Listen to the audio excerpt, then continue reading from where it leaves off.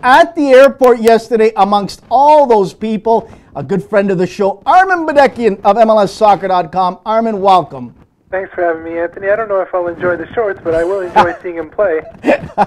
Armen, let's go back 24 hours. It must be an unbelievable whirlwind for you, a young guy in the business, going to Toronto's Pearson Airport. Describe it for our listeners. Describe it for our viewers out there. Give us an insight. What took place? What were the emotions all about? So Giovinco was supposed to land around 2:30. His flight was scheduled from Milan for that time. I got there around 12:30, and already there were just a handful, like maybe 4 or 5 people wearing Juventus shirts or Italy shirts, jackets, stuff like that. The flight was delayed to around 3 o'clock, but by the time it was 3 o'clock, there was already a pretty sizable crowd. I would say maybe about 50, 60 people had already gathered. They directed us towards the side door because they didn't want to block the main international arrivals. And by the time it was, 3:30, 4 o'clock, there were hundreds of people, supporters, there were drums, there was flags. I mean, there was easily, 5 or 10 flags at the event as well. They brought out the Maple Leaf Bear, they brought out the Raptor. I mean, it was a full-on carnival. They had everyone lined up, and the media was centered in the middle. And my expectation was we were going to get at least a couple questions. They even had a translator available for us. But the second those doors opened, and the second the crowd saw Giovinco, it was just madness. I mean, grabbing and hugging, and people asking for autographs, kids with their shirts, and all sorts of warm wishes, just sending all this pure love his way. Armen, you saw tears. You saw tears from older gentlemen. Yeah, I saw one older fellow. He was speaking in Italian, and from the impression he had tears in his eyes, and from the impression I got, he was saying like, "Oh, welcome, my son," something like that. It was like a really emotional moment for him. He was wearing a Juventus jacket, so I'm assuming he's a Juventus fan. But it was interesting. There were a couple different people that I also saw who were obviously Italian football fans. They were wearing Inter shirts or Juventus shirts and stuff like that. But they were talking about how excited they were to get season tickets and go to see Toronto FC this year. So, I mean, the city is buzzing. There are people going crazy for this guy, and for good reason. I mean, he is a star, and that grin never left his face. You know, he's a humble guy, and you can tell he's enjoying it. And we talked earlier today at the press conference, you and I, about the emotions that are going through the city and this young man, and how excited he is to get this franchise into the playoffs, but win a championship. Project Toronto, D'Amico and Giovinco call it, and it is a special project. They not only obviously want to cash the checks, but they want to bring respect to this franchise. Talk about it, Armen. Yeah, we saw it today at the press conference. One of the reporters posed the scenario, is this about money? And D'Amico and Giovinco seemed very, very clear that no, this is a project thing. Actually, it was funny watching D'Amico. Andrea, he got very animated about this issue, and he said, no, this is about a project. This is about winning.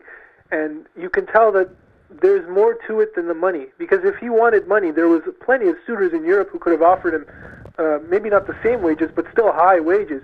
And the thing is with Giovinco that maybe in contrast with Defoe was you can tell Giovinco is in it for the team. You know, you can tell just from the way he talks, the way he's embracing the city, that he wants to do something special here. Whereas Defoe kind of came in with this expectation of, I'm going to try and let's see what happens, and it was always a little bit of hesitance in him. So from what I've seen from Giovinco so far, everything looks promising. It looks like he's 100% in, and I'm hoping that he can impress on the field so that we can enjoy his play. What I like about this move is simply this, Armen, and you correct me if I'm wrong. What I like is this, to me, was the final piece of the puzzle. Tim Bazbachenko, Greg Vanny, and a lot of credit has to go to Tim Leiweke. I got to tell you, him behind the scenes, he did a lot of things here to make sure that they can get guys like Altidore and get the French player that's coming on over and on and on. And to me, they made sure that they took care of the back end, the middle, and now, as you heard Giovinco, he likes to be a striker and put the ball in the net. Unlike when Defoe came over last year, they thought that they took care of certain areas, but they didn't. Talk about it.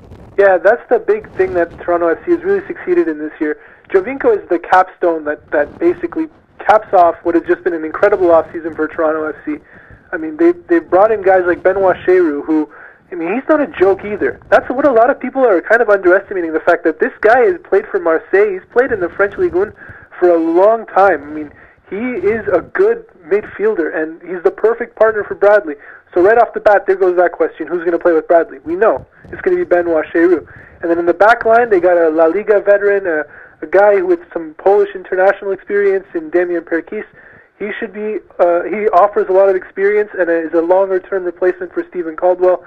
But what I really like about Toronto FC is that up top they found a good balance between their two strikers, because the way just in terms of the mold of the players, Altidore and Giovinco just will work wonderfully together. Altidore is a big enough body to control the ball, but at the same time, Altidore's strength is he's very good at getting behind the defense, picking up through balls, and finishing them, which coincidentally is Giovinco's greatest strength, is passing through those transitional lines.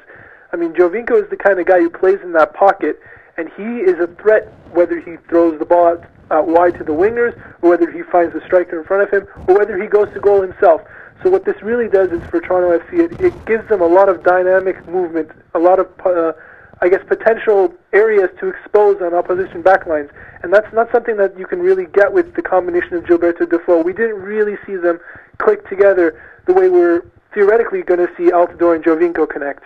Last question is this, Armen. I need a quick answer, but you talked about Bradley there, and to me, I think there could be a little friction, if things don't start out well between him and Caldwell. I've said it, and I'll say it again, bluntly, right on this show. We don't sugarcoat it. To me, on and off the field, Michael Bradley is the leader. Michael Bradley should have the armband. Michael Bradley, if truth be known, behind the scenes with Tim Lajwicki and Tim Bazbachenko, I know for a fact, absolutely did a lot of legwork in a lot of these deals to make sure things are much different this year.